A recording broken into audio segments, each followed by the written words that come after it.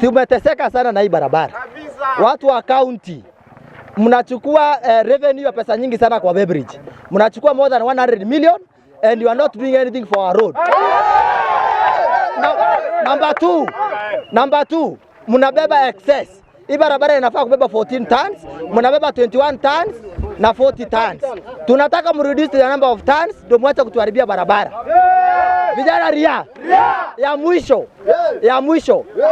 Watu wa malori pamoja na chairman. Tunawaeleza hivi, kama mtakubaliana kuungana na wananchi wa Laikipia North kwa hii barabara, hakuna kukujia mtanga Laikipia North. Kwa wale hawajui, hii Laikipia North ndio sub county peke yake haina hata 1 inch of tarmac.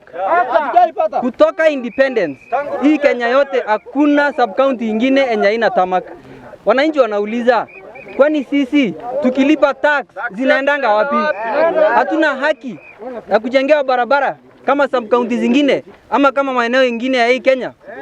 Jambo la pili, contractor alipewa contract hapa, na katika record za serikali ililaunchiwa na ikawekwa 600 million.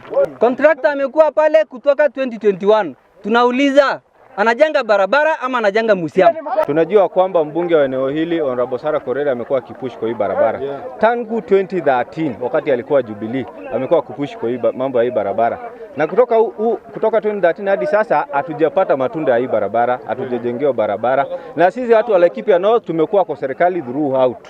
Tunataka kujua kwamba kama watu wasikizi mbunge wetu wa Laikipia North, tunasema leo sikiza sauti ya wananchi. Sisi ndio tumetuma hawa pale watuwakilishe. Kwa hivyo sisi tunaomba Ministry of Roads ambayo iko na CS Davis, tafadhali tunaomba uangalie mambo ya hii barabara. Tumekuwa tukiona Deputy President anakuja Laikipia East, President anakuja Laikipia North, wanachangeana east west, lakini Laikipia North hatuwaoni. So sisi kama wananchi wa Laikipia North tuna demand for this road. Tumekataa mambo ya discrimination.